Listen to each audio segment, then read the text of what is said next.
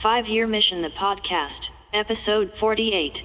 This episode of 5-Year Mission the Podcast is brought to you by Fansets, your home for all things pop culture pin related. Head over to fansets.com and see all that they have to offer. And also stay tuned at the end of the episode for a very special offer from us here at 5-Year Mission. By now you figured out that this is the 5-Year Mission Podcast.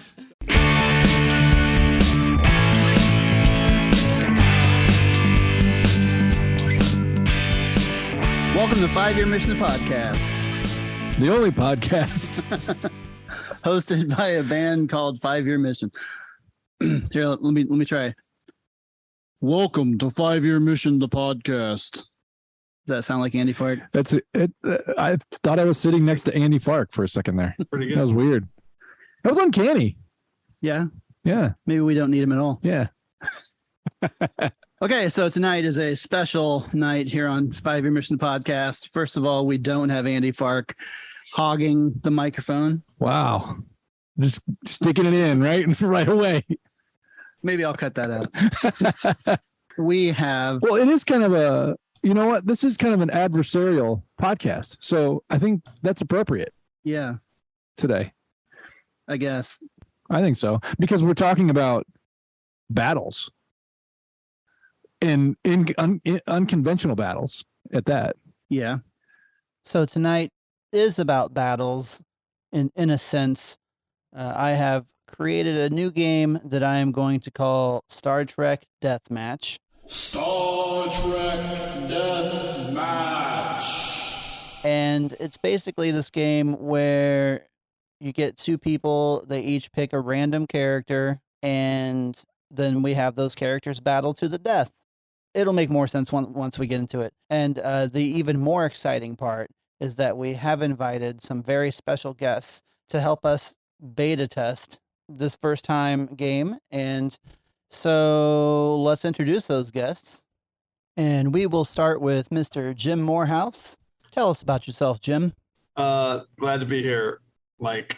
I have a podcast. It's called Trek Ranks, and I like Star Trek a lot. You know, I went to the Trek Ranks website today. Oh, yeah. For the first time. Yeah. And that makes sense. I went to the TOS section and I found your list of episodes interesting. I feel like we've had this conversation before, but I'd never actually seen it in the flesh. And now that I have it, I have to look at you all kinds of differently. I mean, there's no wrong answers. That's our motto. And you can change it every day. And I actually like the Savage Curtain, which I know Chris hates. It's okay. You know what? But I like it because of the nostalgia of when I watch it, I think about when I was 10 years old watching it and how awesome it was. Well, and I love alternative factors, so there's that. There you go. Okay. I think it's ridiculous. Alternative factors number 79. I know. 80. I know. I have been listening to a lot of Trek Ranks lately. Glad to hear it. Glad to hear that. It's, I started listening a few years ago, and then I kind of fell off and never really continued. And recently I started, I was like, maybe I should get caught up on that. And it's embarrassing how low on the list I am. I just listened to the episodes that you grew to love. Oh yeah, that's a fun one. What number is that? It's like you got some good ones coming up. Yeah, it's like number 15, so I'm pretty low on the list. No, it's higher than that. But oh yeah, no, it is like number 15. Wow, you're way behind. Wait till you get to some of the good ones, like the Jenn and Claire are on. Wait till you get some of the good ones. Now I understand why you let me be on this podcast, because you haven't gotten to the way I am on the Trek Ranks yet. Claire has been on at least once so far. Oh, okay. Yeah. Maybe twice. Jenn has not been on any of them yet. Dude, skip to one of Jenn's, like when we did Moments in Song. You guys should switch to that. You'll like that one. That one's great. That's up your alley. You can skip around. That's the beauty of Trek Ranks. They never get dated. That you can listen to them in any order, and it's the same show every freaking week. But I'm a chronologicalist, so okay, all right. I have to I have to watch in order. So okay, that's enough about Jim. Yeah. Yes, Speaking of Jenn. Oh, I was trying to do a segue, but now you messed it up. Oh, okay. Jenn, I'll just sit here quietly. Tell us about yourself. Hi, I'm Jenn. I also have a podcast. It's called Snap Trek. And I also really love Star Trek. That's it. So what's Snap Trek all about? Yeah, tell us about Snap Trek. Okay, so Snap Trek is a podcast where we take 2 episodes that are tangentially related in some way, by theme or even something dumb like name, or you know what I mean, just in any way that they're related, and we compare them in a bunch of different categories, and we just have a lot of fun with it. It's a competition, but it's just for fun, and we see which episode comes out on top. And we also write a lot of questionable Star Trek poetry.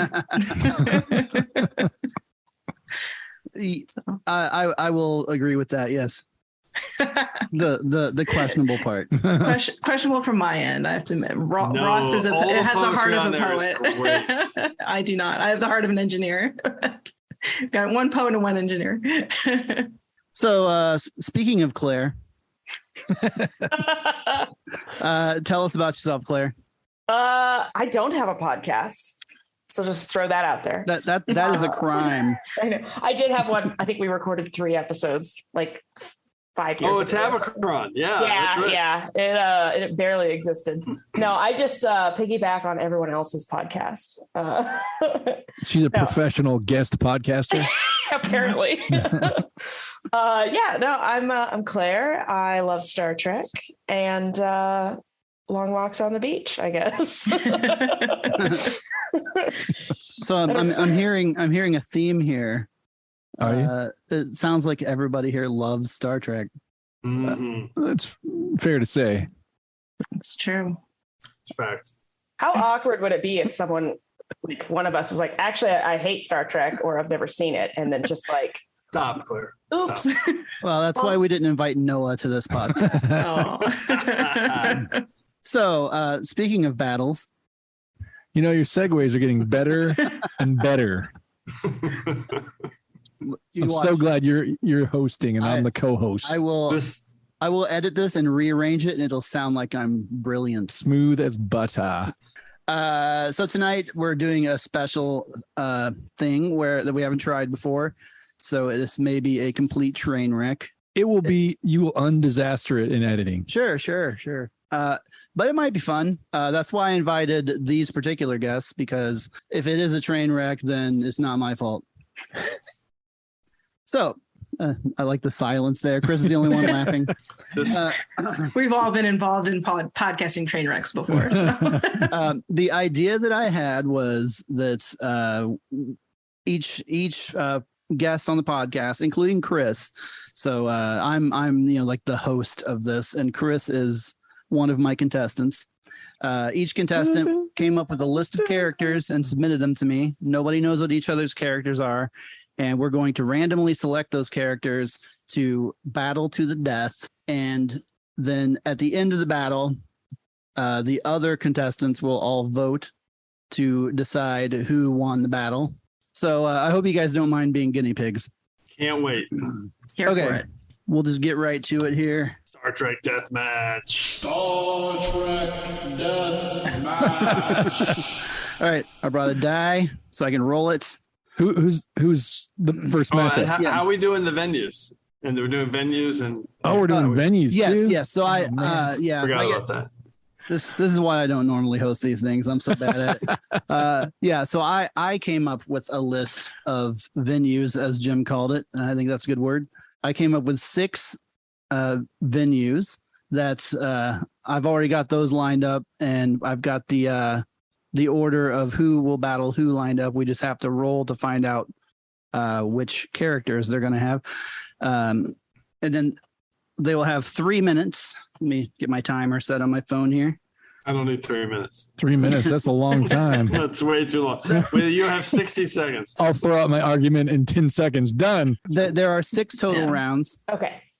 Each of you will compete three times, again, one time against each of the other contestants. And then okay, here's what we're doing, Mike. I work in sports. We're doing that. It's like group play in soccer. So then we'll do everyone plays the other one time. Yeah. And then you have your one loss record, and we go from there. Yeah. And by the way, it should be like opening statements, like 30 seconds each, and then you debate for a minute, and then you move on. Right. There you go. And who's deciding the winner? Mike, you're doing it, right? Well, the other three. Oh, so the host. That's dangerous because then you get some bitterness. Like, oh, you didn't vote for me in the last one. Right. We'll see that you have to be voted on by your peers. Okay. And me, right. the Metron or whatever, the one in control and everything. You can't be too precious with it, Jim. Voting unfairly. We do that on Snaptrack, 5 rounds every Snaptrack. And I would never hold a grudge. Oh, never, not you. All right, so first up, we're going to have Claire versus Chris. I got to go first? Yep. Man. Yes. All right. And the venue is stranded in Shuttle Pod 1. What?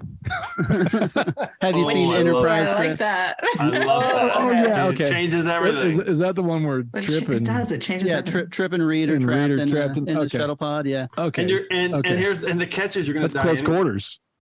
Yeah. You're going to die anyway. Hey, they get rescued? Wait, okay. Before I'm not going to spoil one of my picks here, but are you rolling to see which pick it is, or have you already decided it? No, I'm rolling. My God. Okay. Yes. It is left. Not all of my picks will physically fit inside that. well, then I'm just that's putting it that way. Ooh. Interesting. Carry on. Up first, Claire versus Chris. In Stranded in Shuttle Pod 1, Claire's character is Beverly Crusher in Irish setter form. In what? Did you say in Irish setter form?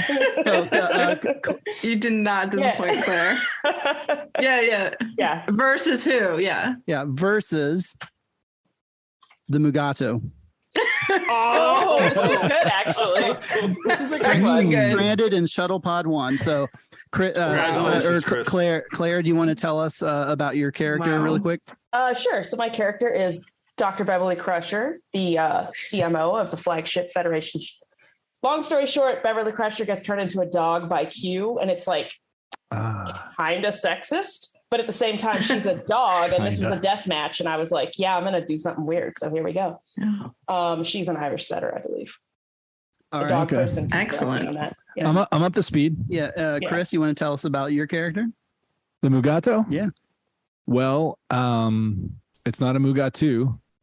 It's not a Gumato. Is it pizza? It's not as Noah likes to say. It's not pizza. The Mugato is, I don't even remember what planet it's from. It was in a private little war. Tyree's planet. Yeah, Tyree's planet. And a big hairy ape-like beast with a horn and claws and all kinds of attitude. All right. Okay, now that we've given our characters backstories, up next we're going to do our opening statements. Each of you will have 30 seconds to explain why your character will win in a death match. We'll start with Claire. Okay. This dog has all the intelligence and knowledge of a human living in the 24th century. Sharp teeth, and is more nimble in a small space like an NX-01 era shuttle pod. I believe that it would be able to rip the Mugato to shreds if Beverly Crusher was willing to do that. I think she has proven herself a badass. When she does fire her phaser, she never misses. So I think in dog form, I think she would go for it. Go, Chris. So the Mugato is quite large, has some tough skin and fur. Not only can it bite, but it's poisonous. The bite is poisonous, and it's got a big pointy horn on its head. Did I mention how strong it is? Have you seen how strong this thing is? It's just like this big ape-like humanoid. It's pretty scary, and I think it would probably trounce a dog, no matter how nimble that dog is. 30 seconds are up. Battle. Okay. Again, I think the Beverly Crusher's human intelligence is small enough to run between the legs or stay underneath the Mugato and bite up into the soft, fleshy, sensitive areas of the Mugato. I assume Beverly Crusher is at least somewhat aware of their anatomy and knows where best to bite. That's cruel. However, the Mugato is pretty close to the ground, even though it is humanoid. It kind of hunches over like it has that ape-like hunch. And so if a dog was trying to race under its legs, I'm pretty sure they would be able to grab it and try to get a bite in. And even if that dog went for the tasty niblets there and got in there, I think even grabbing the dog and lifting it from behind and, giving it a good bite, that would seal its doom.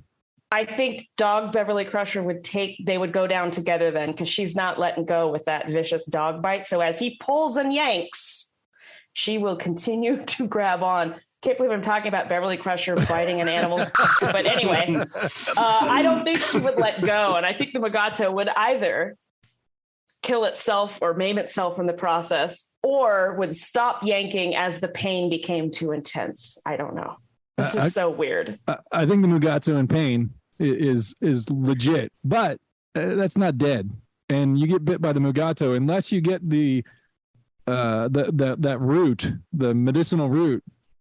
And if you're in in the ship that no one's coming to rescue you, who's going to die first? I think it would be the dog. It might be, but I think they would both probably bleed out. I think the Mugato might bleed out after Dr. Beverly Crusher dies from the poison. But whoever beams that shuttlecraft aboard or brings it into their shuttle bay is going to have an insane diorama before them when they open it. A story to tell. All right, that's time. So, other peers, what do you think? Excellent job by both of you. Great arguments. I was wondering if someone was going to maybe argue that we don't know that a Mugato's venom would affect a dog. We don't know that as fact. Yeah. So true. That would be. But I have to say Claire, you made a great argument, and I think if this had been on the surface of Galorndon Core, I might go with the Irish setter as outlasting and being able to move quicker and run around and keep a distance. But inside Shuttlepod 1, I have to go with the Mugato. That's fair. I mean, my ultimate argument was, you're right. It would probably die. Yep. Jen, what do you think? Yeah, I have to agree. I mean, Claire, I was amazed by your arguments. You made some excellent points. I think if Beverly Crusher was a different type of dog than an Irish setter, then we might be having a different conversation. But I think a Mugato could snap the Irish setter's neck while it's going for its bits and pieces. Sorry, Jen, if she was a different kind of what? A different kind of what? Different. Don't do it, Jen. A dog? A different kind of dog? What's a different kind of dog? Dog. We would be having different conversations. So my points go to the Mugato. On with dialects. Yes. I focused on the bite, but the Mugato's really strong too. Right. And I didn't even consider the fact that it's in close quarters and the Mugato just starts swinging. I mean, there's just nowhere for the dog to go. I don't know if the dog would ever even be able to get in to the Mugato to do any damage. You got to be careful inside that shuttle pod, though. Like start swinging, you might bust some panels open. And, I just want to say, stranded in. But like, if Beth could run around, in a bigger environment, you might maybe have a larger area to like bite and run. Yeah. So what was your final decision, Jen? Mugato. I think that it would take a while for the Mugato to catch the dog, but I think sheer strength would win out in the end in the close quarters like that. I mean, even Kirk went down to the Mugato. Yeah. That's right. So yeah, the Mako route saved his life. I'm gonna and there's no Mako route. So even if Beverly knew the cure for the poison, she has no way to get it. Really, I think Beverly's best bet in that situation would be to find a hole and crawl into it and hide. But then the Mugatu could just rip the wall open and get to her. It depends on where you find. And they have like dog spacesuits. And if the Mugatu rips open the wrong wall, then they're all dead anyway. That's true. That's true. Moving on. Great start to Star Trek Deathmatch. Yeah, amazing. That was great. So good. Better than I imagined. So, up next, we're going to have Jim versus Claire. Oh, man. First is Worf. Is that my Worf? No, that is Jim's Worf. Oh, okay. Wait, okay. Spoiler. Hey, no, that's all right. Sorry, Jim's Worf, which is just regular old Worf, versus Abraham Lincoln. Yes. Aboard the Saratoga at Wolf 359. Ooh. Oh boy. Okay. Ooh. So Jim, most of our listeners probably know who Worf is, but my character is Worf, son of Moog, and Chancellor to the Klingon Empire at one point. Can't remember the timeline. It's Worf, yes, the famous Klingon. Claire, do you want to tell us about your character? Sure. Abraham Lincoln was the 16th president of the United States of America. All right. The venue, which is aboard the Saratoga at Wolf 359. Wolf 359 is where the Federation fought the Borg. It's like, this huge battle that they had there. Many, many people died, including Jennifer Sisko, who was aboard the Saratoga, where Benjamin Sisko was the first officer. First officer, right? Yeah. Of the Saratoga. And that's, in the first episode of Deep Space Nine. Okay. So the Saratoga in the Battle of Worf 359 ends up explooing. Yeah, so like everyone's gonna die. So there's a time factor here. Yeah. You basically you're gonna have 30 seconds to give an opening statement, and then you have 2 minutes to get out of the Saratoga before it blows up. So they're not Is it actually just like one escape pod or something? Wait. Yeah, why would they deathmatch each other? Shouldn't they work together to escape their ultimate device? That's not how this works, to us to decide. So basically, for some reason, Worf has ended up on the Saratoga at Wolf 359, and Abraham Lincoln showed up, and there's only one escape pod. There you go. And they need to decide who's going and who's not. And Jim, go. Okay, well, Worf is one of the greatest fighters in the history of Star Trek. However, unfortunately, I did have in my notes that except when defending the Enterprise or his shipmates, he's really bad at that. But anytime he's like fighting other Klingons or really needs to defend someone's honor, and he shows up and he never goes down. He never stops. He's Worf. He's relentless. He always has an angle, whether it's defeating Gowron or defeating the Jem'Hadar and in Purgatory Shadow. Worf is the best fighter, straight up, that we've probably ever seen in Star Trek. Just from sheer relentlessness. It's enough, Jim. It's enough. Claire. Abraham Lincoln is notoriously vulnerable to headwinds. However, I posit this. Does Worf really want to be known forever as the guy who killed Abraham Lincoln again? The end. I rest my case. All right. Okay, so they're fighting, and Worf is like, I could use my batleth, but he's like, what's the point? And he reaches behind, and he takes out the mechlith that he always keeps in his back there. And it's over. Sorry, it's Abraham Lincoln, and it's Worf. Then Worf's going to go find an escape pod and join the Siskos in that little. All right. Claire, how would Abraham Lincoln prevent this? So absolutely, Abraham Lincoln is physically vulnerable here. He will not fight. I mean, he's fucking Abraham Lincoln. I, however, think that Worf's sense of honor would prevent him from wanting to pull a weapon on Abraham Lincoln in the first place. Okay, it's fair, but it turns out that this Abraham Lincoln is really a serial evil. killer. It's like an evil version of Abraham Lincoln. Okay. But here's the key. Here's the key element. This Does Worf is know the that? venue here is Worf's. Worf knows the Saratoga. Abraham Lincoln has no idea what the is going on. He's like, it's the 24th century. I'm on a spaceship. It's about to explode. By the way, It's over. In case any listeners don't understand why Abraham Lincoln was even a viable character in this death match, he does show up in the future at some point, and he doesn't seem all that bothered by the fact that he's in the future and like talking to aliens and stuff.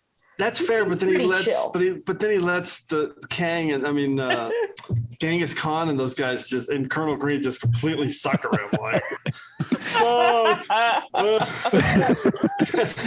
help me, Spock. I mean, it's like, come on. Abraham Lincoln gets suckered, and by the way, Savage Curtain. We talked about Savage Curtain. Here we go. I mean, he gets the spear in the back. He just did not put up a fight. True. I just don't see Worf being the kind of fighter who would be duplicitous or use trickery. I mean, come on, man. It's a good argument, but this Abraham Lincoln's evil. 15 seconds. Why? Because he's been moved forward to the 24th century and it's messed up his mind. He's had okay. I don't remember that part of the episode at all. It was off script. It wasn't on screen. Okay. Just because you don't see it on screen doesn't mean it didn't happen. Yeah. All right. Okay, we're done. I'm going to get steamrolled. It's cool. I just got to use Abraham Lincoln, and that's all I wanted. It's fantastic. Spectacular. Okay, so Jen, what do you think? So I think the venue comes to play once again here because I really think that if Worf sees a confused civilian, even if he didn't know who Abraham Lincoln was, he would give him the escape pod because he's honorable Starfleet officer. So I think the only person leaving the Saratoga before it blows up is Abraham Lincoln in this scenario. Wow, that's Thank you. Chris, that works against me. Sorry. Well, I consider myself somewhat of an expert on the Savage Curtain, unfortunately. For those who don't know, Chris drew the Savage Curtain to write a song for a 5-year mission, and Can't wait to hear it. It's been the bane of his existence for a couple of years now. Hey, you know what? I shined that turd, okay? Shined it right up. So, Chris. Anyway, so the thing about Abraham Lincoln in the Star Trek universe is that he's not really Abraham Lincoln. He's just a manifestation of Abraham Lincoln that isn't actually Abraham Lincoln, and everybody else knows he's not Abraham Lincoln, even though he keeps insisting, "Oh, yes, I am." That's a good point. But everybody, they talk to him like he is because he clearly thinks he is. But this isn't really Abraham Lincoln. And Worf, I don't know. I mean, this is a tough one. But Worf, if he knew who Abraham Lincoln was, he would understand that this is not Abraham Lincoln, and would shiv the bastard and jump in the pod. That's so I think Worf. I think Worf gets it just because if he knew who Abraham Lincoln was, he would know this was not Abraham Lincoln. He would understand that. I agree with that. I think that Worf would recognize the fact that he has less than 2 minutes to get out of the ship. He knows it's about to explode. Abraham Lincoln pops up, whether he knows who he is or not from history. He's going to know that this is some kind of alien entity that's in my way and I need to get out of here. Well, what if he just walks around the corner? He's like, "Oh, hello, ridged head man. Will you help me find my way out?" Who's this guy in like a hat? You know, that Well, he doesn't know. I mean, it's space fashion. I mean, you see the kind of things they wear on those ships? That's true. Going with the rules of this particular game, having honor or goodness or whatever is out the window. I mean, regardless, they must battle to the death. Well, I disagree, but I got to give Jim the edge just because of the unrealness. So that's interesting. There's three different angles for the vote. Yeah. But Mike's the decider. Yeah, I'm gonna have to go with Worf for the fact that, I mean, he's gonna be stronger than Abraham Lincoln. He's gonna be quicker, and Abraham Lincoln, he does claim that he's the real guy, but we all know he's not, and he should just die. I'm just really glad that I made us all have this serious conversation. So good. Excellent, Claire. You're killing it. You're so many quotes to take out of context about Thank you so much Abraham for Lincoln. bringing Savage Curtain back into my life again. I love it. So I guess the point goes to Jim for that one. Yeah, I'd say so. To Worf. Okay. Moving on. Next will be Chris versus Jenn. Oh boy. All right. So Chris's character is Lazarus. Oh yeah. Ooh. Oh my God. Versus Pa Wraith Dukat from Tears of the Prophets. Oh. Pa Wraith. Come on. I just love Jim's reaction to Lazarus. This is a good matchup. I can't wait to hear this. So Lazarus versus Pa Wraith Dukat. Which one? Aboard 1701. Exactly. And a glowing ball turns all of the weapons into swords. Wait, what? Oh, it's Day of the Dove setting? Ooh, Day of the Dove. You're on the NCC 1701, and a glowing ball is turning all of the weapons into swords. Oh, swords. So, Chris, tell us about your character. So, Lazarus, as you know, is a man of two minds. Sorry. Lazarus was a man on a planet with a machine that kind of sent him into this. What is it? It was like a void or something. It was not a void, but it was like a negative zone. Yeah, like a negative zone. And there were actually two Lazaruses, and Lazari, and they would battle one another for supremacy, I guess. And so Lazarus. He's a guy. He's two guys. Yeah, he's two guys, but he's one. He's two guys. He's two guys, but he's one. That's right. All right, Jenn, tell us about your character. Okay, so Gul Dukat is an evil Cardassian warlord who presided over the occupation of Bajor. Allegedly. Allegedly, definitely. And in this instance, I've chosen the Dukat from Tears of the Prophets, in which he is currently possessed by a Pa Wraith. A Pa Wraith is an evil fire demon, I guess. The quickest way to describe that. Okay. So wow, this matchup's unbelievable. Opening statements, Chris, go. Okay, so Lazarus. I keep saying Lazarus. So Lazarus. Wow. Okay. 20 seconds. Lazarus what he'd do is he'd use his device, this machine, whatever it is. I don't know. It's like a little ship, and he gets in there and he goes into this negative zone and he makes peace with his other self and brings both Lazari into the same place. And so they're ready to do battle. And of course, they're snatching up knives and swords. Jenn, opening statement. Okay, so at this point in the story, Dukat has been driven to madness by the death of Zial. And he is just a killing machine. It's getting real. He's got glowing red eyes. He's got beams of fire that he can shoot out of his chest. He means business. He means destruction.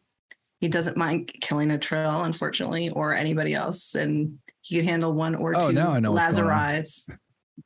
So. All right. Ready? We'll start with Jenn.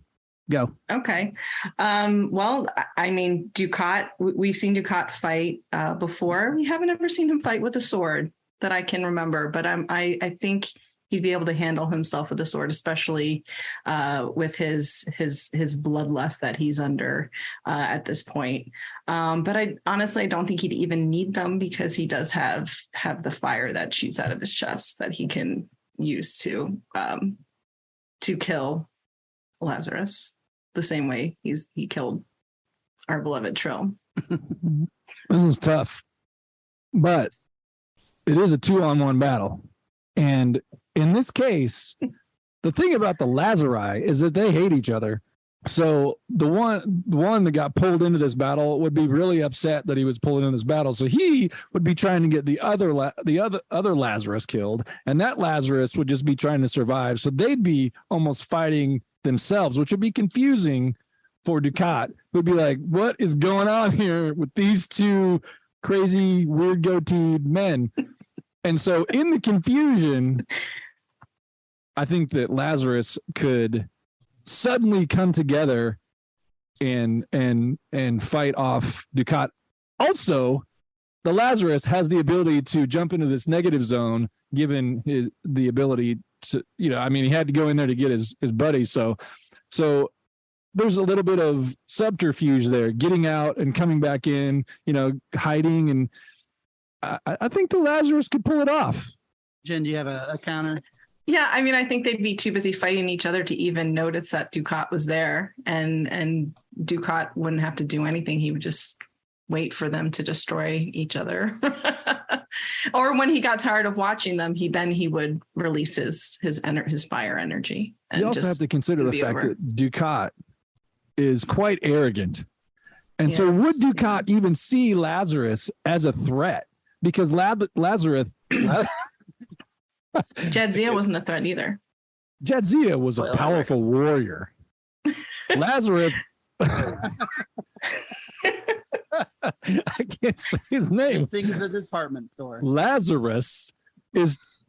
he can't even keep his goatee straight. So I think that as a threat, Lazarus would be very low, a low threat level. And so when Dukat was too busy, killing people who were threats, and after he saw that these two were fighting, I think that would be a good opening for the attack. So would they attack him with the swords? Yeah, I guess. Yeah. That's all there is, right? We've gone way over time here. Okay. So my bad. You gotta be careful not to get Chris talking, rambling. Not to get him going. He'll just keep all going. right, I'll get riled up. Excellent job by both combatants. Chris really did try to sell it with the two Lazarus and the misdirection, but Dukat would just have two red laser beam fires out of his hands and destroy them both. This is not a contest as much as Lazarus is a tricky opponent. The one thing Dukat's a good pick. The one thing no, go ahead. The one thing that you sold us on for sure, Chris, is that Lazarus is not a threat. No, he's not. Yeah, and Dukat's whole deal is messing with people who are not a threat. He wouldn't have occupied Bajor if people not being a threat to him was actually a factor. See, I think I need to explain why I chose Lazarus in the first place. The reason why is because I thought he was such a wild card because there were two of them. And then you pull up... You did get a bad pull for that. So it's like a man versus Superman. No, but even so, saying these two guys hate each other so much they're going to focus on fighting each other versus their actual enemy. They could be fighting Abraham Lincoln, and that would actually give Abraham Lincoln an advantage. Abraham Lincoln probably knows how to use the sword. That's true. I guess. I don't know. More likely than Pare guy. I was looking for anything. Any kind of justification. I accept defeat on that. And sneaking into the dimension. That's they would sneak in there and never come hide out. And then it's a stalemate. Yeah. I guess. Yeah. Yeah. My vote would definitely go to Dukat. That's fair. Next up will be Chris versus Jim. Oh. Chris's character is Wesley Crusher. Oh boy. Oh yeah. Which version? Hey, let him argue his own Wesley Crusher. Let him argue. He's going to be like, first season TNG Wesley Crusher, and he's got a repeller beam. He's got a repeller beam, and that is a fair question and a nice sweater. Because all you said was Wesley Crusher. So do you want to define Wesley Crusher as we know Wesley Crusher? Yeah. Today. Of course. So adult Wesley traveler Crusher. Wesley Crusher. Yes. Okay. Correct. All right, Wesley Crusher from that's a good pick from Picard. Yeah. All right. Oh, all right. Rolled. Jim's character is James Tiberius Kirk. Well.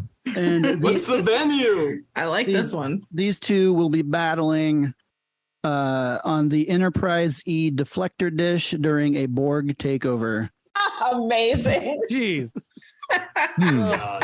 Jim, opening statement. Oh no, my character is Captain James T. Kirk. Yeah. Tell us about Everyone knows James T. Kirk. He's the hero of Starfleet and never loses. It's that simple. Well, he did once. No, he never loses.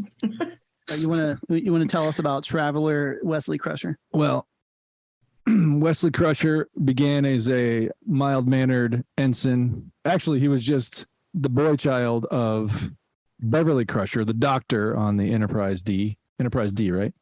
Look at me trying to... The Irish settler Beverly Crusher? No, the human version. And he was famously told to shut up by Picard. It was a rueful day for him. And ever since then, he became the genius engineer, just all around smart guy that he became. And then what do you know? He becomes, I don't know. What do you like an omnipotent, like an omnipotent being known as the Traveler, who travels and stuff. He ascended to a higher plane of existence. Yeah. So that's Wesley. He doesn't necessarily. Well, we'll get into that. All right. So these two characters are on the deflector dish of Enterprise E, and there are Borg surrounding them. Opening statements, Jim. Okay, it doesn't matter if an alien superpower kidnapped me or if I was put face to face with a dangerous enemy. None of that matters. If I get myself into this mess, I'm going to fight to the death and then defend myself with every breath. That's what Kirk does. He uses his friends, Bones, Spock, Sulu, Uhura. He uses all of them, and he puts his hands together, swings like he's holding a bat, ducks when he swings, and he hits them with a karate chop in the back. This is what he does. He figures out how to win. It's all he knows how to do. For the greater good of the Federation and in the name of the Enterprise crew. It's James C. Kirk. All he does is win. Jim is trying very hard to win favor of the judges here. Yeah, he's quoting Arena. He's sucking up. What was I doing? I was just telling you about James T. Kirk. Be careful. You don't want to get disqualified there, Jim. No, that was my argument. That's James T. Kirk. He Chris, never loses. opening statement. Okay, so Wesley at this point is an omnipotent being. So this kind of situation where they're battling, I don't know that he's really going to be into that. If he had to, I think using his intelligence, which, as we all know, Kirk does not go brain first. He's all, fist in the face first. And so I think Wesley would have an advantage just in that he's really smart and could probably, I kind of feel like if he had to do battle, he would find a way to turn the Borg toward Kirk, and then Kirk would be battling the Borg, not Wesley. Okay. So what would happen with Captain Kirk is that he would get the situation in his sights, and it doesn't matter if it's an omnipotent being. He takes lunch money from omnipotent beings. Okay, he's beaten the Metrons, he's beaten the Skolosians, he beats them all. He just knows how to manipulate a situation in the right way so that at the end he's standing on top, and usually the guy he's beaten in the death match is his best friend. I feel like Kirk has a little bit of plot armor here, which we have to kind of work around. What? I don't even know what that is. Your argument is Kirk would win because Kirk always wins. Yeah, which is circular. That's not my argument. My argument literally is your argument.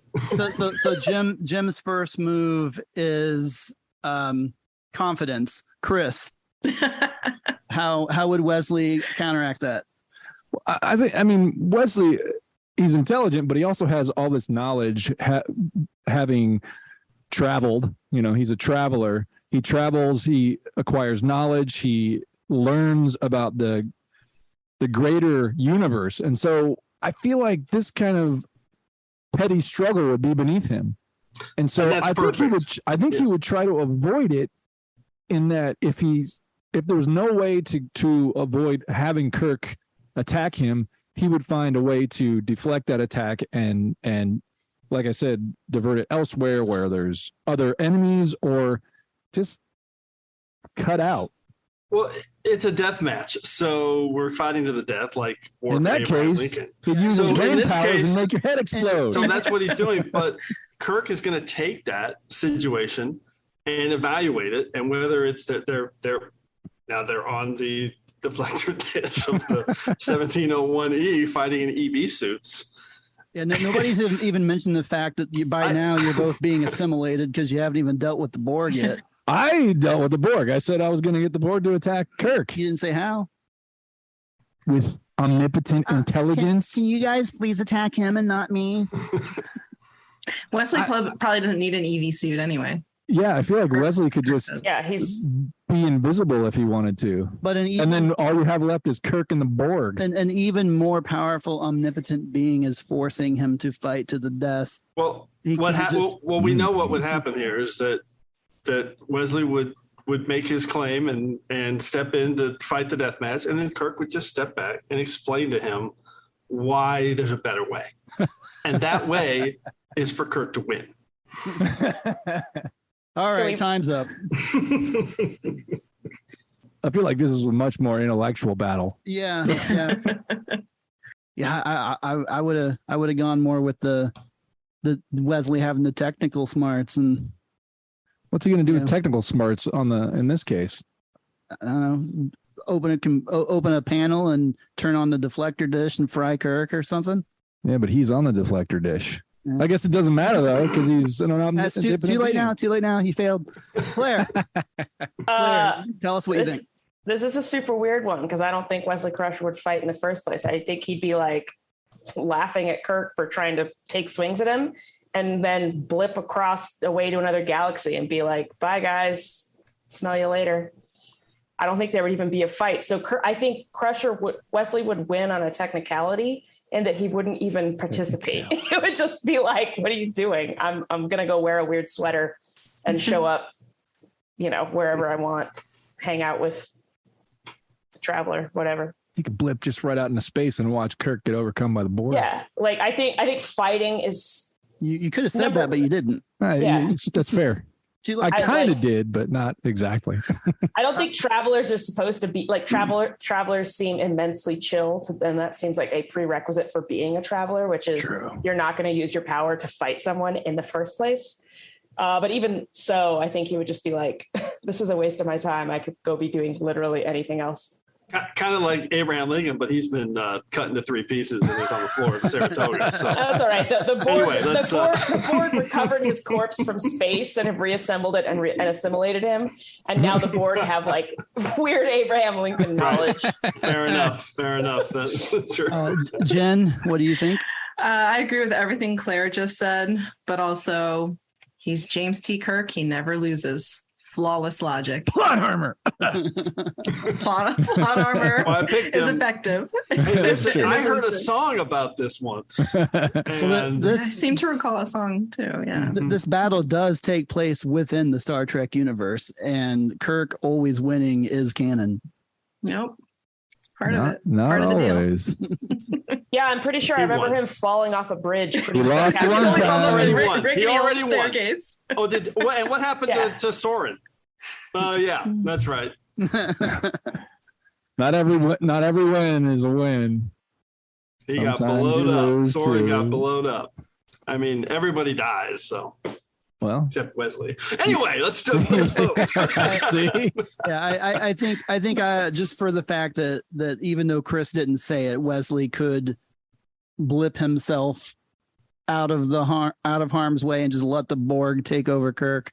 I think that Wesley would win the battle in the end. Oh yeah, Wesley. The W. He's gonna kick Kirk's ass and go home and just chill in his sweater and like a Earl Grey hot.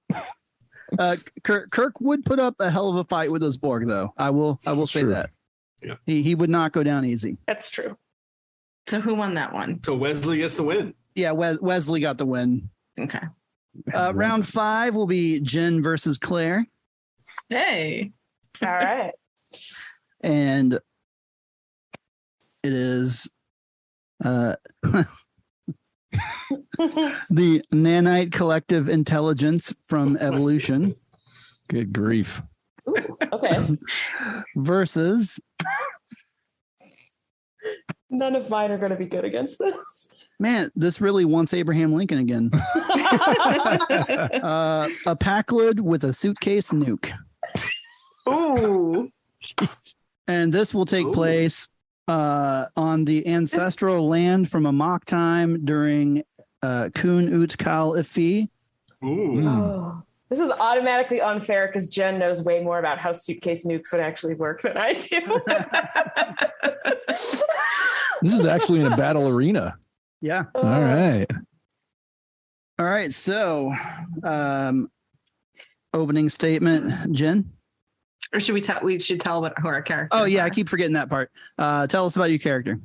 Okay, so the nanite collective intelligence is from the episode Evolution, TNG. They evolved from non-sentient medical bots, little medical bots that Wesley Crusher, again, was experimenting on, and he somehow, whatever he did caused them to evolve into this collective intelligence, and they took over the Enterprise, basically. All right, Claire, tell us about your character. Packlids are notoriously intelligent. No, I'm kidding. No, they are scavengers, sort of, who just pick up technology or convince other species to give them technology. They don't really know how to use it. They just know that it makes them go. It makes them strong. They want to seem capable, and they're very much not. And a suitcase nuke is a suitcase nuke. This is an interesting comparison because they both of these characters involve technology. The nanites use the technology, they absorb it to use it as food to replicate. So they kind of want things that make them go too, the same way the Packlids want things that make them go. And you're in an arena that has very little technology. Yeah, that's true. Mm-hmm.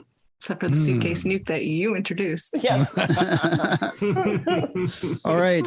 So opening statement, Jenn, go. Yeah, I mean, there it is. So the nanites the Packlid, first of all, would have no idea what's going on. Does the Packlid even know they're in a battle? Probably not. Where is the Enterprise? Exactly. So the nanites would sneak into the suitcase nuke and disarm it, because if that nuke goes off, everybody dies. So they would eliminate that portion of the problem easily. And then, I mean, since there's no other technology around, they wouldn't be able to rely on. Oh, you know what? I should have had no. I'm trying to see if they could. There's do still something. time. Yeah, if they could use send a bolt of electricity out of the suitcase nuke before they disarm it. All right. That would make it go off. Claire, what's your opening statement?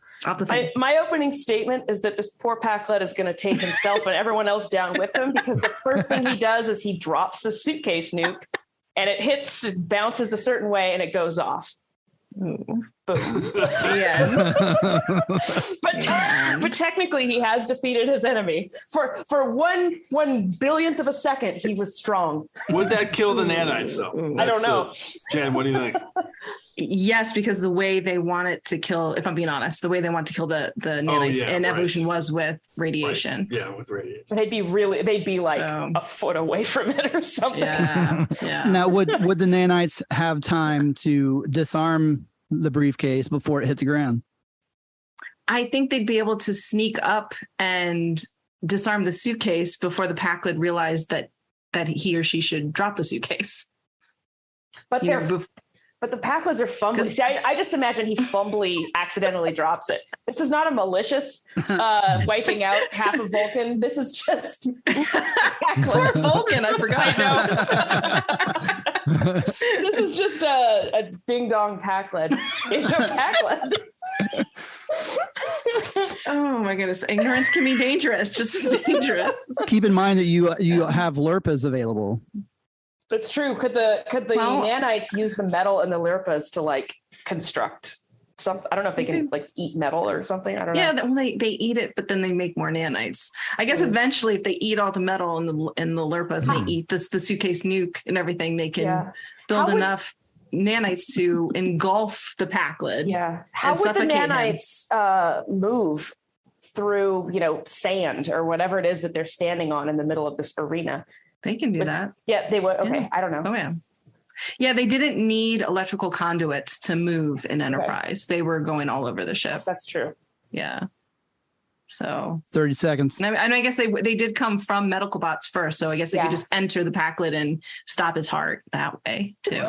But then he drops the suitcase after they disarm the stops. Suitcase. Oh, okay. Is this suitcase canon? I don't know if that it is from Lower Decks, pretty much. They had that bomb. They did have the bomb. That's yeah. And they needed a second one because he tested it. He said, "Hey, it worked." Now we. That's right. It's a bomb. It only works one time. All right, time's up. Chris, what do you think? This is a interesting one. I mean, the Packlids are not possessed of a great deal of intelligence, and the nuke is a curveball. However, I think if the nanites can get to the nuke, I think if that would have to be a pretty unstable nuke if it's in a suitcase and it's just dropped and it goes off. I think that would be. That's a good point. That sounds like a Packlid built nuke. Yeah, but the Packlids wouldn't build it; they would find it. Right. They would find it somewhere and to find an unstable nuke in a suitcase. I kind of feel like it would be a little bit more secure than that. So I think the nanites could probably infiltrate that suitcase, do away with the nuke, create a lot more nanites taking the metal and just overcome the Packlid. Counter argument: if they had a bomb in the suitcase, a nuke in the suitcase, before they walked out into the ancestral ring there, they would have flicked every button, opened it up, and touched everything, and it would have been on the verge of blowing up. They might have blown themselves up before they even got there. But that doesn't stop the fact that the nanites would be able to defuse. It's just too perfect. Yeah, I think the nanites have a definite advantage. I mean, the Packlid winning is totally based on chance, and so. But he wouldn't win because he died too. So I think that even if the Packlid won, he would still lose. So I got to give it to the nanites. You play for the draw. Oh, you could. We could. I could vote for a draw here. Interesting. But I'm not going to. I don't know if a draw is against the rules. I don't think it's pertinent here. I think the but if you both die, I'm going to give the nanites. Yeah, okay. I mean, but both dying would mean that the Packlid loses because the winner has to survive. Yeah, but the winner's not going to survive. If they both die. Worf had to make it to the. But the nanites aren't surviving. So But if they both die, then right. So if I bet one nanite would survive. Oh, that's fair. Oh yeah, there's a lot of nanites. That's fair. Yeah, that's fair. They're like cockroaches. You have to start over. Yeah, right. Let's burrow underground or something. Yeah. Right. Yeah. I'm gonna have to give it to the nanites. Yeah, that's tough. Yeah. This is like golf, right? Where the lowest score. Although to be fair, I did choose extremely weird, possibly bad options. Fantastic picks. Yeah. Fantastic picks. Great list. Okay. Oh, was that it already? There's one more round. Oh, okay, good. One more round. This will be Jim versus Jenn. Go. Jim's character will be Jayla. Ooh. Okay. Oof. Versus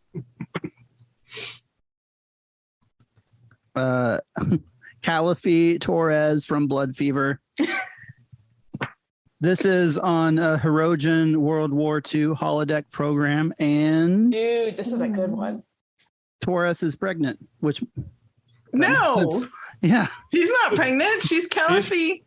No, she's Torres. pregnant in that. So she's Caliphie, Torres, and pregnant. Yeah, she's in the yeah, hologram. she's both.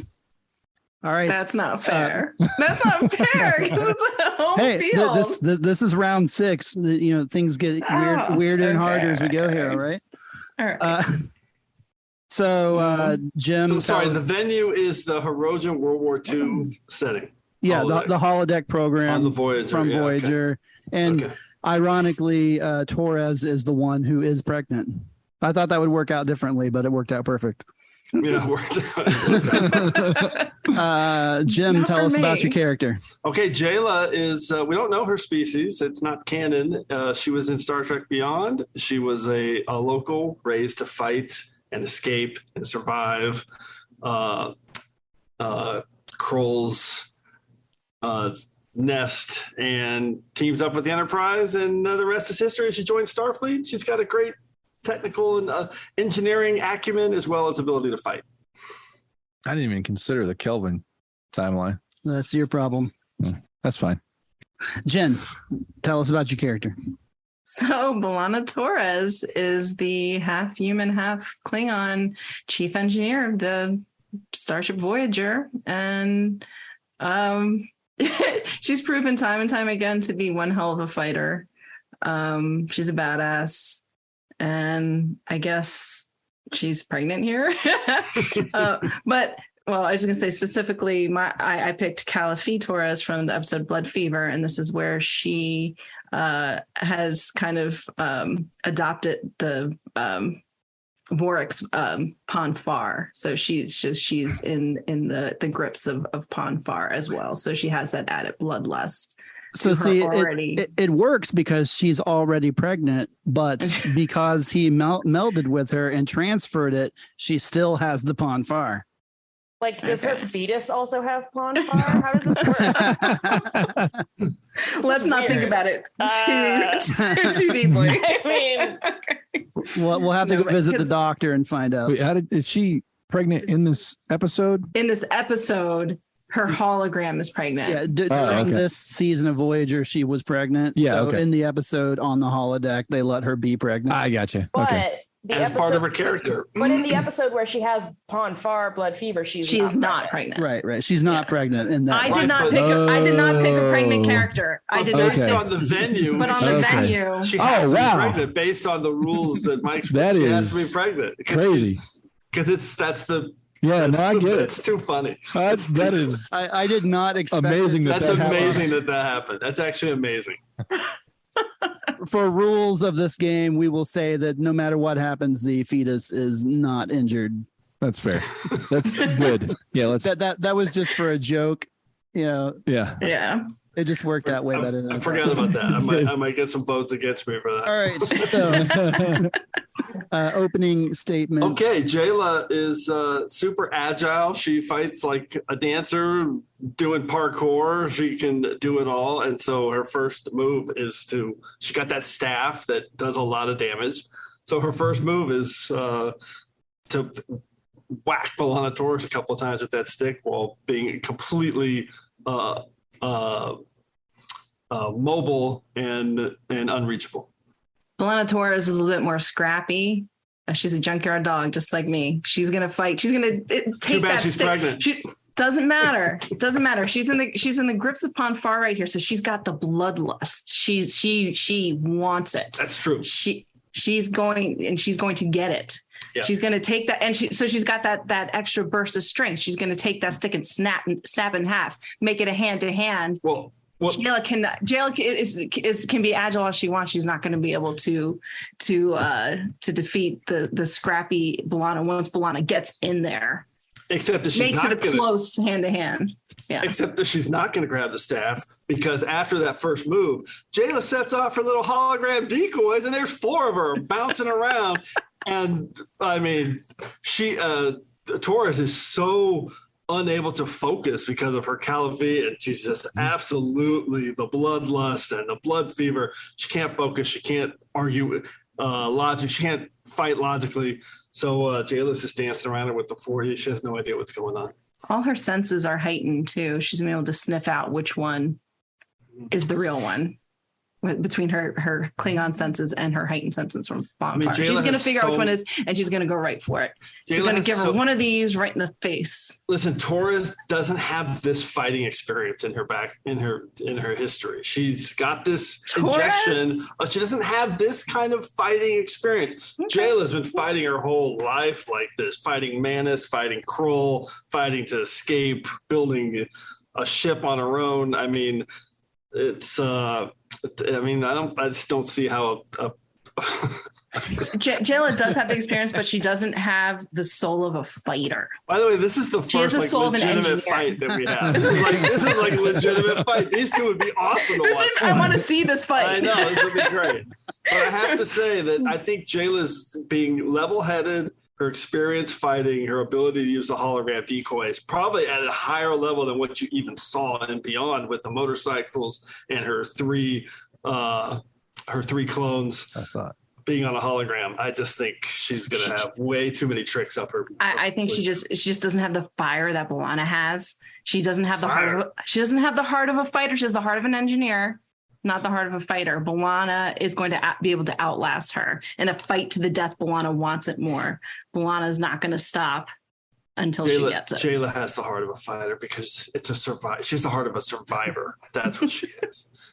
Anyway, it's a great fight. Thank you for coming. And Jayla walks out of the hologram and says, "Hey, that was fun, Herodians. Let's do it for real now." All right, that's time. All right. I hate that you got the last word. I hate it. All right, Claire, what do you think? The fact that B'Elanna is pregnant in this is just such a weird thing to have to consider. If she was not pregnant, I would immediately be like, definitely B'Elanna. But I still think I'm going to end up going with B'Elanna because she's literally insane right now. She is fighting, like she's got the same thing going on that Spock had, where Spock would have killed Kirk under those same circumstances. That is a fight to the death where you will let yourself, like you will fight until you cannot fight anymore. She is chemically altered during this experience. She's so ready to kill that she's willing to risk the Tom Paris STDs to get it over. That's true. I mean, but she's so willing to kill that she's willing to like put herself into crazy, harmful situations. I don't see how insane helps you be a more strategic fighter, and I think the strategy here. Strategy. I think. I know, but it's about tenacity, not strategy. But it would be about strategy. Mr. Moorhouse. I think B'Elanna would try to rip Jayla's throat out with her teeth. Whether she actually could is a different question, but I think she would try it. Well, that's not a different question. That is the question, is she couldn't, and Jayla would win because Jayla would have all those holograms, and that zeroing in, it just wouldn't work. It wouldn't help her. I meant if human Dentisha could do it. I meant like bite strength for your anatomy. I didn't mean like Jayla would let her do it. That's what you said. It's literal. True. Thank you. It is so weird that you know you're pregnant though. But okay, I actually do have a question for you, Mike, because none of the other scenarios or settings imposed conditions on the characters. Like they did. You were in an EV suit for Kirk and Wesley. You had to deal with Borg. Yeah, and then Wesley didn't need an EV suit, but Kirk did. You had to get off of the Saratoga before it exploded. Who would have been pregnant if it hadn't been, if Jenn's choice, if Abraham Lincoln had been on that holodeck, would he have been pregnant? Luck of the draw. Yeah, it could have been any character. It could have been the nanites. That would have been pregnant. Someone had to be pregnant in that scenario. Okay, gotcha. That would have been weird. That would have been very weird. Sorry, I introduced MPreg into your podcast. That's all he did now with historical RPF MPreg. World War II. World War II, Abraham Lincoln pregnant while fighting aliens. You have to write that, Claire. Oh, shit. I guarantee you somebody already has, which is the sad part. What were you going to say, Chris? I was just going to say that I enjoy that you said human Dentisha. That was my favorite part of this conversation. All right, so your final decision, Claire, is I am going with B'Elanna, but just by a little bit. Okay, yeah. Chris. I find this one difficult as well because, and here's why. Because Jayla is a trained fight. I mean, she's been fighting for a long time. She's a very skilled warrior. B'Elanna is Maquis. So she's, I mean, she knows guerrilla warfare, and she is overstimulated by Ponfar. I mean, plus she's kind of a scrappy badass. So I find this really, really difficult to call. If we're going on pure tenacity, I think B'Elanna might edge out just because she couldn't even beat Vorik. She did though. She knocked him out. They stopped her from killing him, but she won. She beat the Vulcan. That was yeah. You've had your turn. Did. She won. Mike chastised me for talking after. Now it's my turn. So that's fair. So I but you couldn't kill him. Wasn't a death match. Okay, sorry. I haven't. I mean, you've seen B'Elanna take a beating, and you haven't seen Jayla take the kind of punishment that you've seen B'Elanna take. So you don't know really what Jayla can absorb. Point of order, we do see her. She's fighting Manus, and he basically gets the better of her at the end when she jumps off, and she's fighting for her life. Yeah, that's fair. Man, I don't know. It's a tough one. This is a tough one. This is the first legitimate battle. Yeah, we're not dealing with nanites and Abraham Lincoln on this one. Yeah. You should not have said that it could be literally any character in any form, Mike. This is all on you. I don't know. I hate to say it, but I think I'm going to have to go with Jayla on this one. I want to say B'Elanna, but in her, I do kind of agree with Jim that she would be compromised somewhat by being under the influence of Ponfar, and I like that it was never mentioned in the conversation that she was pregnant. Like that was never even a factor in your argument. I mentioned it once, and then I immediately at the very beginning you mentioned it, and then it was like it was three like more it was times. I just was a like, "Don't mention throwaway. she's pregnant." So that was I liked that never came up. However, it was a factor, and I think it would be a factor. So I hate to say it, but I think I would go with Jayla on this. So the pregnancy actually is a factor in my decision as well.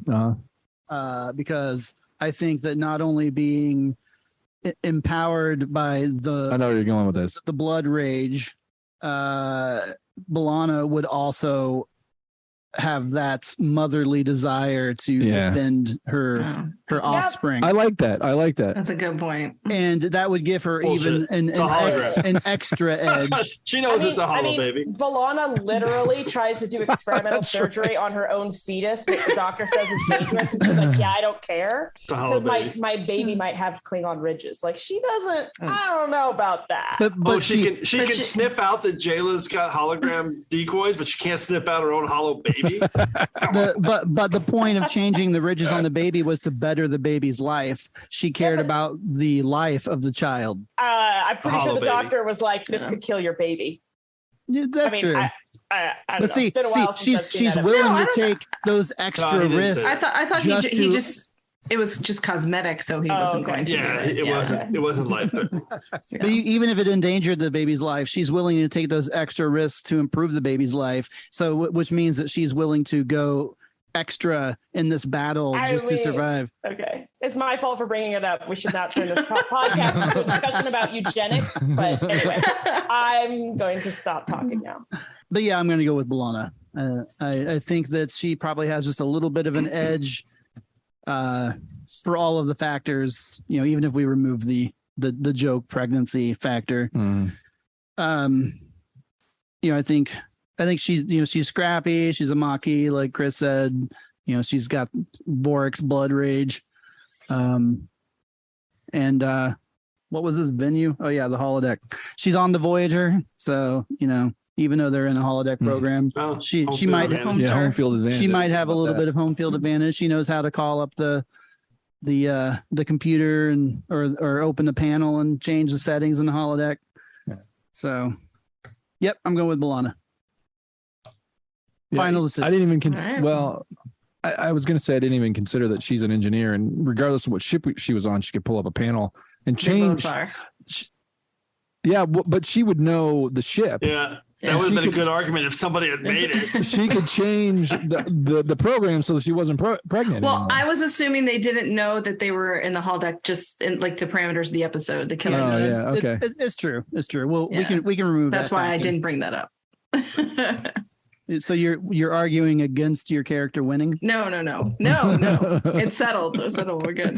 Balana. Yes, I will go with Balana. So that's 2 for Balana then, right? Yeah, Claire said Balana. Yep. All right. So that was our last round. What do you guys think of the game? I thought it was fun. Great game. So much fun. Great game. I would say my one thing I found, I think it was better when I think later we had more feedback from the other, like during the argument, having questions. I think that was good because there were times when I was like, I wanted to interject a question or a thought. Yeah. Which I think that helps the death match. Yeah. I'm interested to see what other arenas and people choices So there were. we did. I had everyone submit 6 apiece. That way there would be more variety and less for you to. Less you re-rolling. Yeah. So we'll start with everyone's other characters. Yeah. So Jenn, her other 3 characters were Salt Vampire, Ooh. Joran Dax in Ben Sisko's body, Oh my boy. God. and That would have won every battle. and Queen Agnes. Oh. Oh, I like that. Yeah. Although, and you said in Cisco's body. Perfect. Yeah. Yes. Because Field of Fire, Joran Dax is a wet noodle. Yeah. But Joran And he's Dax basically in Cisco a is, hallucination. Yeah, but when he's Joran Dax in Cisco's body is Yeah. like an all-time badass. Yeah. I would not mess with that guy. Jim's other 3 characters were Suru. Who? Saru. Saru. That's Okay. interesting. Rutherford. Oh, I really wanted Rutherford against yeah. Alana. I know. That would have been that would've been amazing. great. That would have been Well, amazing. you use it next time. And Elnor. I thought about doing okay. Elnor too. Yeah, All that's a good one. It's a really good one. Claire's other 3 characters were super smart nth degree Barkley. That's too So good. That's a good That's good. What if we both had them against each other? Oh my God, that would be amazing. That would be amazing. That would have been. Yeah. De-evolved Worf. man. That's why I asked Genesis. which Worf. Yeah, which Worf yours was, Jim. And probably my favorite from this entire thing, George and or Gracie. Oh. I would have killed myself. Oh yeah. Okay. I would have conceded defeat. 100%. Yeah, I figure like 99% of situations they would just die from exposure because they're probably not going to be in like an ocean environment. But maybe they just roll over and onto their opponent and crush them because they weigh so much. I don't know. Also, just as an update, if you ever do this again, if just in case you have someone like me on again, you should narrow the literally any character. It makes it fun. it was so It's fun. all about Yeah. it's all about the conversation. Who cares? Yeah. It's fun. Yeah. There's Yeah, different just- ways to think about it. Just like Snap Track and Trek Ranks, this is about having a good conversation about Star Trek. It's not about winning or losing. Yep. That's true. Even though I won. 3-0. Jen goes 3-0. Arena. Oh. You were. That's so, right. First 2 were legit. Oh, that was close. That was a great final match. I thought. Yeah, That was a good the one. last That was one, really it was close. close. Yeah. Except for one thing. Chris's other 3 characters were Shax, Oh, Rock- that's good. Rock Talk, Yeah. Oh. and Odo. Oh, those are great. That would have been good. I did have some other venues that I had I was Can you imagine considering. if we had Shax versus Baby Bear? That would have been the saddest thing ever. Oh my god! That I would would have been just quit the podcast. Saddest thing ever. Anyway, let's Like, hear no. those. Let's hear those venues. The other venues that I considered, but I kind of thought they were going. Some of them were going to be way too complicated for this first time game, so I didn't want to make it too difficult. But some of the other ones were 10 Forward. That's a good one. 1986 San Francisco, Nice. which would work I like perfect that. with George and Gracie. Yeah. Locked inside the 1701 cargo bay with 2 Gorn fledglings. Oh boy. Oh, Jesus. The prison moon from Battle Lines. Oh, so you can't die. Yeah. Yeah. Ooh, I like that. Pond Far Night at the Vulcan nightclub. Yeah. The wreck of the Tifft in the Verubin Nebula. That's the ship. The guy that what's his name that started the Sukal. Yeah. Yeah. Yeah, That would have been good. Yeah, the burn where the burn started. Yeah. I like that. That's a nightmare planet. That's cool. Yeah. The last one that I had was a 2024 doctor's office with ice at the door. Oh my! Oh man. Do Cannon. not get me started. Do not get me started. Good ones. So you guys, I would have said, "I'm not fighting you. I'm fighting ice." So, Yeah. You band those. together. You band together. Yeah. Exactly. Exactly. so you guys had a good time. It's fun. Yeah. Yeah. Awesome. Yeah, that was a lot of fun. That was perfect. Cool. Well, maybe I'll refine the rules slightly and try it again. Maybe we'll make this a regular thing on the podcast. Yeah, I think it's I enjoyed it. Get Fark on here for this. Yeah. We'll get Fark next Fark's time. not invited. We'll wait a few times for Noah because No one's gonna pick Donatello and Man at Arms and yeah. You know he will. Yeah, we don't need to go. We don't need Shax going up against Jim and the holograms. That's right. although don't discount Talk about plot Jen. armor. Shax has plot armor. Oh no! I mean, Jim is going to win that. Jem's battle. gonna win that battle. That hands down. You know why? Synergy. She's truly outrageous. She's truly outrageous. Truly Truly outrageous. That's right. Jim's in Vegas right now, and Oh yeah, that's right. I wish I was there. Me Yeah, too. we wish you all were here. Yeah. Okay. Well, ending on a downer. Yeah. We'll talk. Yeah, No, real that's quiet. fantastic. Thank you. Thanks everybody for coming. Why don't we let everyone tell our listeners where they can find you and remind them again what your podcasts are, except for Claire. Claire's on every podcast. Yeah. It's the Trek Ranks podcast, a podcast about all the reasons we love Star Trek over and over again, like 140 episodes now, at Trek Ranks or at Enterprise Extra. Thank you, Mike. Thank you, Chris. This was awesome.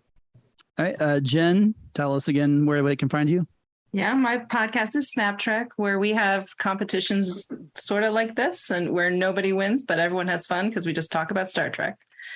And you can also find me on Twitter. I'm at Edith Quarks on Twitter. And don't forget the poetry. The questionable poetry. Come for the Trek talk and stay for the poetry, or leave. When the poetry happens. Claire, where can people find you?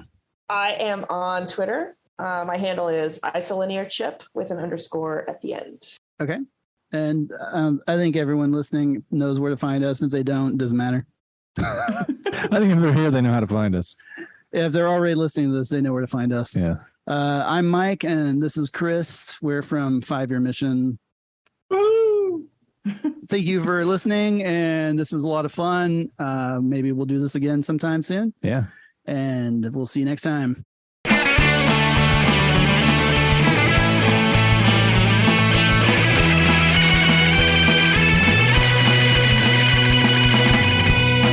Hey, do you like 5 Year Mission? And do you like getting exclusive content? You should head over to Patreon right now and visit 5 Year Mission, because we've got all the exclusive content that you're not getting on any other social media.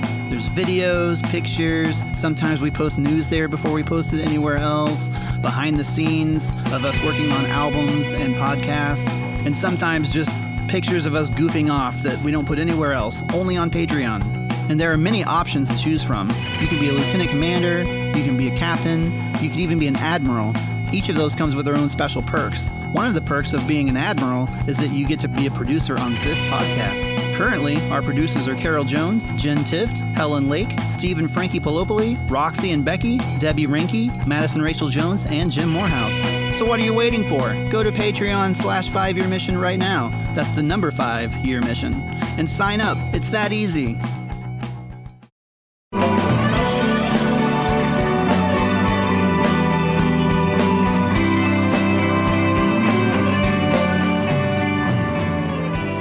Hey, Mike, you remember when we were in Chicago a few months ago? Yeah. Well, I went over to the Fansets booth and just got a bunch of pins. I went home with so many pins, and they are so cool. They're these enamel pins, and I got things like the Gorn and Wesley Crusher, and they look so great, and I just love them. So, you know what else is cool is that they've been doing a Women of Star Trek. They have the Shauna, they have Tendi, they even have a bunch of the characters from Prodigy like Doll and Murph and Zero. So they have tons of pins. They have DC characters, all kinds of stuff that you can buy, and at really reasonable prices. Yeah, if you're into pens, it's definitely the place to go, especially if you love Star Trek, because they got a lot of Star Trek pens. Head over to fansets.com and you can use the discount code TrekGeeks. That's all capital letters, Trek Geeks. I believe that gets you 10% off every purchase. Fansets.com. Fansets, we've got characters. Fansets. Our pins have characters. That's it.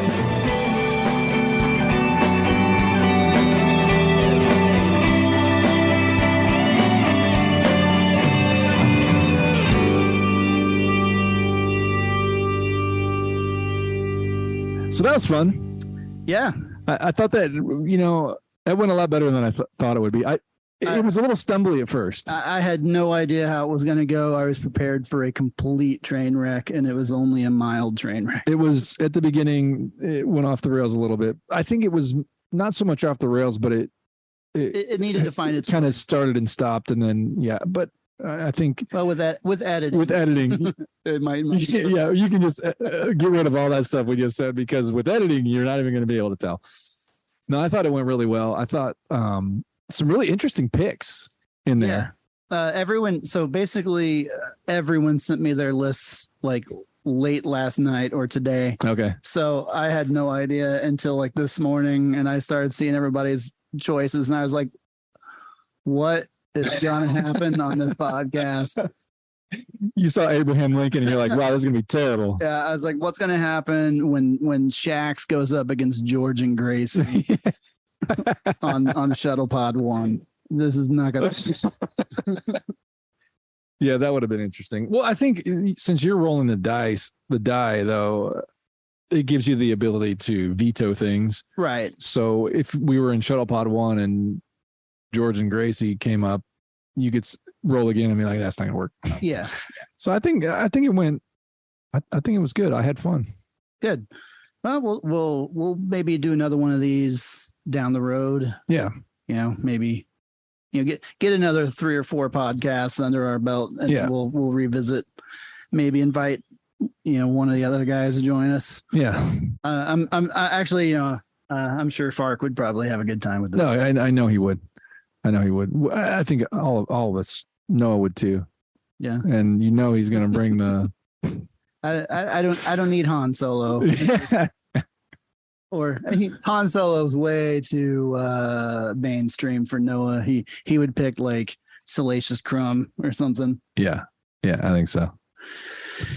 But we'll bring Noah on eventually, and he can bring his ridiculous characters. Yeah, he's got lots of ridiculous. He is a ridiculous character. He is. Noah is a ridiculous character.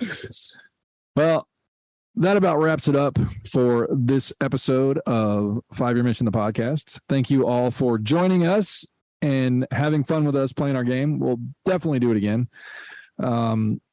Yeah, that's it. That wraps it up, I think. Yeah. We'll see you next time. Bye.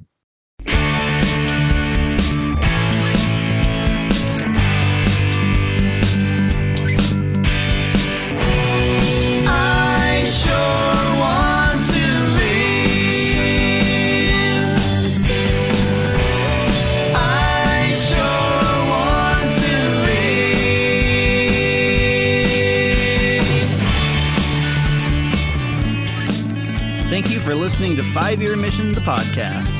If anyone is interested in listening to more of our music, check us out on YouTube, Spotify, iTunes, or anywhere that you can listen to music.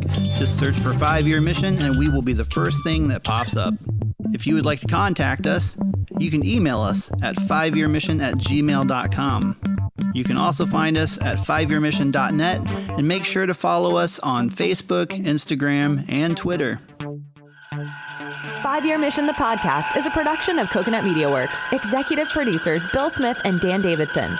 For more great Star Trek discussion, discover the other shows of the Trek Geeks Podcast Network at trekgeeks.com or find us in Apple Podcasts, Spotify, or your favorite podcast app. This has been a Classic Rittenhouse production.